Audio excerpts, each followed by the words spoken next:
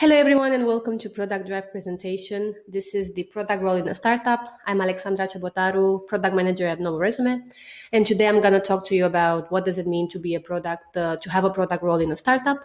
So this is a general overview of my development and also of all of the different processes I implemented, all of the different projects I've worked on, and I'm going to give you overview of what does it mean to have this role in a small company.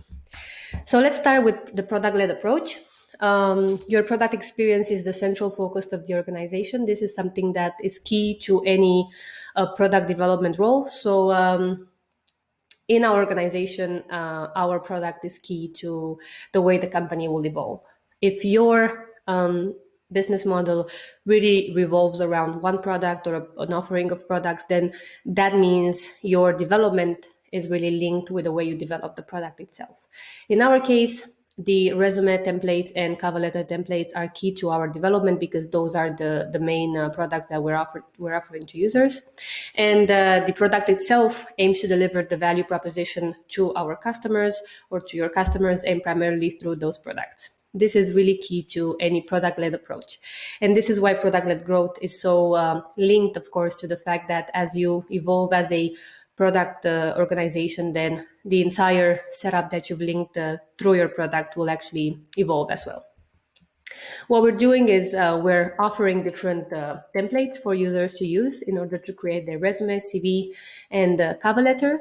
And this is something that has been improved a lot in the last few years.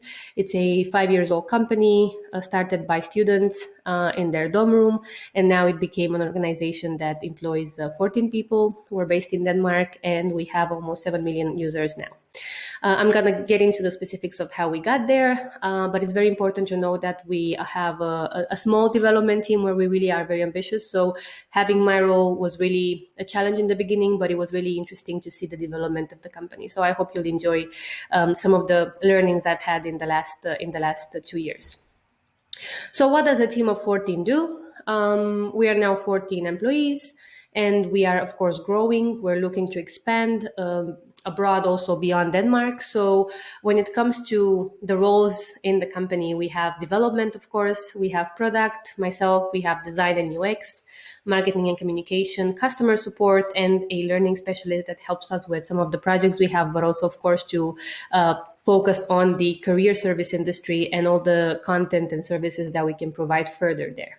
As you can see here, at the end of 2020, we reached 5 million users. That was a very important milestone. And now in September, so at the end of September, continuously, we've seen growth. And we're almost at 7 million now as we speak. This was a great development for us. We've really had a lot of success with gaining new users and, of course, retaining users. So I hope some of the things I'm going to share will be very relevant for you as well. What does a product manager role do in a startup where you only have one role? So hopefully in the future we'll have more. Currently, I'm the only product manager and I'm the one that oversees most of the product development work together with the executives, co-founders of the company. My primarily role is to prioritize the backlog. So of course, looking at all of our plans and then figuring out what is the priority in order to succeed in our plans. I join sprint meetings. It's important to know that I don't join sprint meetings anymore of squads. I actually focus more on management of POs and the POs meeting that I'm going to talk about shortly. I focus on the roadmap as well. So this is an organism, I would say, that develops every quarter. We look at the roadmap and we see, once we've had the plan for the year, has anything changed? Is there any delay? Is there anything else that we figured we can be better at? So this is a continuous improvement as well for us. Strategy, very important, especially now as I'm recording this expansion, and that objective and key results as a main priority as well. I would say OKRs and backlog is definitely, those are the two things that I spend most time on when it comes to the management part, and the rest are just evolving tasks, and depending on the time I focus more or less on it. For example, innovation projects is now one of the main, the project itself that I'm working on, one of them is really my main focus during the day. And then in some days, of course, the strategy, roadmap, OKR, more of the managerial part takes the place of that. Experiments and growth, I focused a lot on it in 2020, and after doing a couple of tests, we're figuring out now what is next for our innovation development as well. When it comes to the timeline, I've decided to share a bit more about what does it mean to have a product role and start from honestly just looking at the backlog up until what I'm doing now. So I hope this will give you more insights into really what does it mean to spend every day thinking and planning and developing new ideas. So when I started at the end of 2019 working for Novoresume, my first task was around planning the backlog. Of course, we've had a backlog before, but it wasn't necessarily prioritized from one role such as mine. And this was key to what I was planning to do. And it took a few weeks to figure out. And this is something that I need to mention that it might seem like it's easy, and I think that definitely we can become better at it. And as I've had the experience before in sales and in business development, I was quite good at seeing, okay, what are the main pain points and how can we address them and how can we move forward in our development. But when it comes to new features and requests and everything that the users would want, you really need to prioritize what is really a business focus and what is a nice to have. So this was something that together with the development team and the management, we've had to figure out. And it was a very exciting part of my role as I started. We also started working in sprints. I must say that was something that we, after a while, we've decided to expand to an operational strategy that I'm going to talk about shortly. So quite important to know that in the beginning, we were having a lot of sprint meetings and we were really implementing the Scrum setup as much as possible. And of course, in a way that would serve the development team. In the beginning of 2020, like probably many of you, we panicked. We had a very interesting development roadmap, and we had to then work on the prioritized issues. So we did start working on some of the things that we could really impact, not necessarily fast. We kind of divided into what is really urgent and what is something that we would like to do in the future. Maybe we can postpone for now simply because we weren't sure about how the market will evolve. But in the end, everything went fine. And after April, we've had a nice development of still of user base and product development as well. So I started working a lot on innovation projects, which meant that in 2020, I did a lot of experiments and I built MVPs to solve new problems. The idea of solving is definitely not the main point here. Definitely focus on outcome and not necessarily on the solution itself. Focus on what do people that you add in your experimentation setup tell you. Focus on the feedback, focus on insights. So definitely not focused on one solution, not focus on one solution, but rather on everything that the insights that you're receiving and try to take that outcome and make some plans with it. I prioritized the innovation backlog, so then I had a more specific direction of where I wanted to go in the next few months. And a very important update was that we revamped the editor. The editor is the main engine of our product offering, so it was very important to add some new features and also to update the setup overall with on the infrastructure part, a better way of sharing that. So that was a big and important milestone for us as a company. Towards the end of 2020, we reached the 5 million users milestone. So we operate worldwide. We have a strong user base in the US. We have a strong user base in other countries such as India. We have a strong user base in Europe. So the fact that we reached 5 million users worldwide was really an important milestone for us. And we also launched 3 MVPs as part of the innovation projects. Now, the MVP, minimum viable product, I need to mention that definitely wasn't like something that was too complex. As it says, it's minimum, and it was really focused on tackling some of the assumptions we've had in the experiments, and then using the insights we've gotten from research, and then sharing a potential solution slash product to that, and then trying to find out if this is the right way to go further. And we did have to pivot one idea and to reframe the scope because we figured this is not the right focus for now. And out of those 3 MVPs launched, we currently work on 2, and it's really something that needs to be obviously continuously improved. So it's not really like overnight you get the idea, you launch the MVP, and then you have all the answers. So definitely, if you're working on those sort of projects, don't give up, because it is a lot of work. In the beginning of 2021, we implemented the operational strategy. So similar to the Spotify model, we decided to divide into squads, chapters. We don't have guilds because we are not that large of a company, but we did decided to create prioritized squads in order to have more focus for the company. So our prioritized squads are currently focused on the main offering, that is the editor and the website. That is really something that when users find Novoresume, they go on the website and then they log in on their account and they start using the editor. So for us, it's very important that people have a good experience there. And of course, all of the other squads that focus on different projects, and also Ninja squads that's focused on processes and generally departmental innovation. Problem framing validation. So this is currently something that I'm working on. Starting 2021, after the first few months, I started working more at looking more and working more with the way that we frame our problems and looking for outcomes in our experiments. I've worked on some of the revamped MVPs, and definitely the new features in progress are part of my daily update as well, and having a focus and a generally overview on the direction there.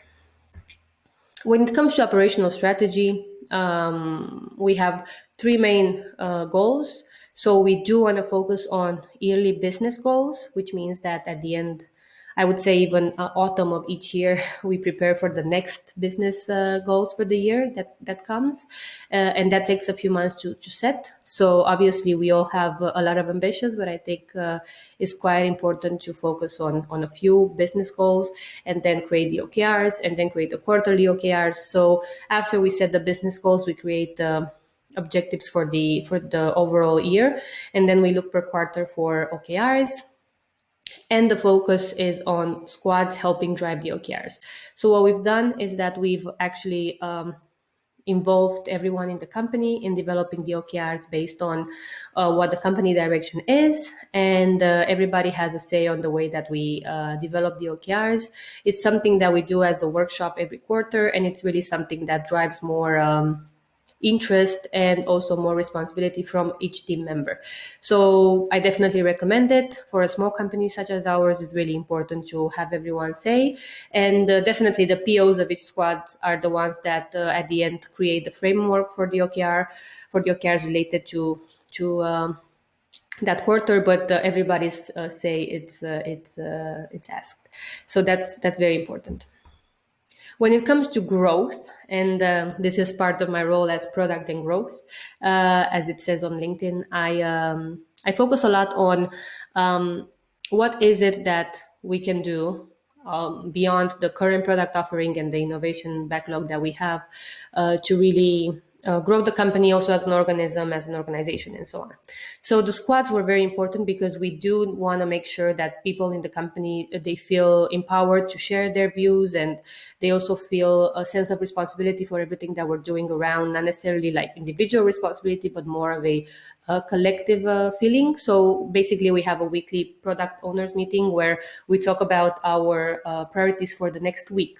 So because it's for the next week, then it can be easily discussed if we feel that in some weeks we're losing focus from the main goal of the quarter. What is it that we can do to take that focus back to what the company goal is? And this is a very natural and useful conversation to have with any team members. We share priorities for the next week in sync with the OKRs. So we always focus on, again, what is the goal for the month, what is the goal for the quarter, and what are the OKRs that we've shared. And we have a round of quick wins. So if you think that you can solve something in less than half a day, in just a few hours, and you all have one of your colleagues in the meeting where you know that if you get their help, you would really be able to take that from your list of plans, and it's really not something that needs to become a big project or a squad focus, then you can ask it in the meeting, and then most likely until next week it can be done. The next thing is chapters. So chapters obviously related to a function role in the company. We have monthly chapter meetings and the share priorities for the next month in sync with the OKRs. It's the same thing that happens at this meeting with chapter leads. The chapter leads share updates on team members. So this is very important because if there's anything that we need to discuss, the chapter lead will be able to give us updates on how the department is doing and what are the different developments that we see needed in the next few weeks, months. Lastly, the product manager. So some of the other things that are really key to growth in my role were the squad overview. So I created together with the management the squad overview, and depending on like focusing on each person's capabilities and also interests, we created squads that would really put an emphasis on abilities and future plans, but also personal development. I did the product owners training, and I support everybody with advice or with different set of frameworks that we can use together. And I'm the owner of the OKRs and the monthly updates, which means that together with the management, we have the OKR set up, but I'm the one that should probably be responsible for, driving the OKRs, updating them, and having an overview with the other POs on how it's going. Monthly update is a meeting I implemented, and I think it's really useful for the company to know what is going on. And everybody's very excited about that meeting. So if you don't have a company-wide meeting, definitely recommend once a month to implement some updates. Numbers, users, revenue, something that is really relevant for your company. Key to growth, always ask, why is this a priority? So some of the learnings I've had is that if you have any sort of discussion where you are told this is out of a sudden very important and you don't have an argument, ask, why is this a priority? Because you'll find out that some of the things, they might not be perfect, they might need improvement, but maybe you can wait for a week. Or maybe if you do a quick win round, you can see that actually it doesn't need to be prioritized in the actual squad or product backlog, because you actually can fix it within a few hours, and maybe there is time to spare on that. But if it becomes a big project, then ask, why is this a priority compared to what we've already prioritized for the week, for the month, for the quarter?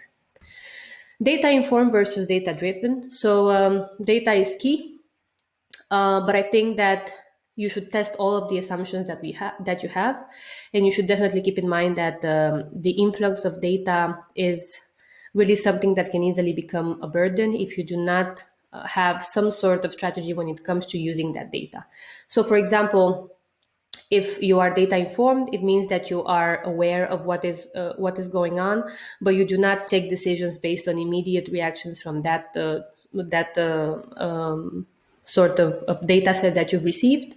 Versus in data driven, you always take that into account, and you have a more complex infrastructure to take all of those insights and use them. If you don't have the latter, then definitely be data informed, but test all of your assumptions, because in a small company, it can be easily thought that you should be able to do everything as you get the data in. And the truth is that it's not. You need to be able to be responsible for the different projects and the processes that you're trying to implement in a way that maybe you realize you don't have the capacity alone to do. So when you take those decisions, really think about the OKRs, think about all of the different infrastructure that you have in place to support that.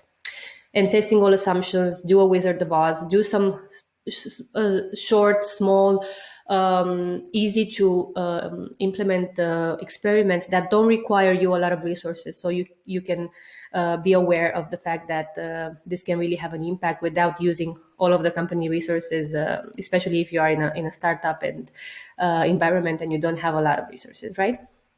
Nothing beats a good review. Another key to growth is to have good reviews. So for us, the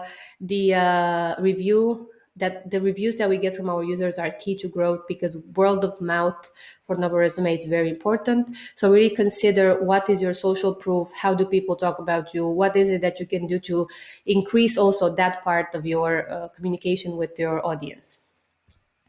People about processes is no joke. Individuals and interactions over process and tools. So this is part of the Agile Manifesto, and it really talks about the fact that, well, if your team feels like something is off, You need to listen. If your team feels like it's too much, you need to listen. And if your team tells you that maybe some of the things that we have prioritized are a bit too ambitious for the current setup that you have, you need to listen. And all the processes can then wait, and the tools can then be rediscovered or rearranged, re-implemented as you've discussed with your team. So that is extremely important I think, for growth, especially in a startup stage. And lastly, when it comes to keys to growth, I think it's very important to note that throughout the list of frameworks that you can really pick and choose and test and implement, you should really choose something that works for your team. For example, we use the Spotify model, but obviously the setup has been created for large development teams that we personally do not have. So we do know that in our setup now we have team members that are in multiple squads, and this is something that is definitely not advised as a standard practice, but it is something that helps us at the current moment really moving forward with projects. So that means that in our product owners meeting, we also base all of our plans for the next week based on how many days a week can someone work on a specific project, and how much of a priority that is compared to overall all of the different projects we could be doing. So definitely consider this as an advice from my perspective of choosing whatever setup works for your team, and getting the input, and focusing on the well-being of the team as well. What is good to know, something to in a way be aware of when you work in a small company as a product manager, or when you scale, it's that you could be doing everything. So as I'm recording this, I'm really involved in our expanding strategy, and working with different setups and communities and companies in another country to figure out how to proceed with that process. And this is something that definitely I didn't think it will be part of my list of to-dos, but it's definitely something that fits with our roadmap. And of course, if we want to reach those milestones, we need to hire more people. We need to think about opening new offices, and being a bit more proactive on that front. So something to consider is that you could be doing a lot of things that maybe are not on the to-dos of a product manager in a large company, where you are very specialized on one vertical. Limited resources, prioritize. Something we've done, I would say, quite well in the last year and a half, is that we realized easily when we have overcommitted, and we were like, okay, we will just deprioritize this, even though it's a nice to have, and we need to focus on moving the needle forward in larger projects. So except quick wins, we really sometimes deprioritize things that are not on our roadmap. And in case we see that some of those issues become more prevalent and they need to be tackled, we also look at the roadmap and we see how can we ensure that the company is growing in the right direction, with the focus on the right priorities. Teamwork and psychological safety is vital. I think we all learned in the last year that taking care of oneself is honestly the most important thing you can do for the growth of your company. So we really focus on teamwork, and psychological safety is something that we put a lot of emphasis on. So if you need to take a day off just to relax after a very hard project, if you're feeling like this is not really working for you in a day that you really have a lot of things that you need to finish in a short time, and you need a bit of time to regroup, it's totally okay to take your time. So we really emphasize the need for taking care of oneself. And I think in our experience, it worked well that we put people first and we put all of our processes second, because we want the team to be healthy and have a good development personally in this role, in the roles they're doing as well. I hope this really helped to give a more or a better overview of what does it mean to work as a product manager in a startup. And on that note, I want to thank you all. If you have any questions on specific processes or generally on life at Novoresume, let me know. You can add me on LinkedIn, and of course you can check my website and my podcast website as well, where I interview role models about career development. Thank you for today, and I hope you have a great rest of the summit.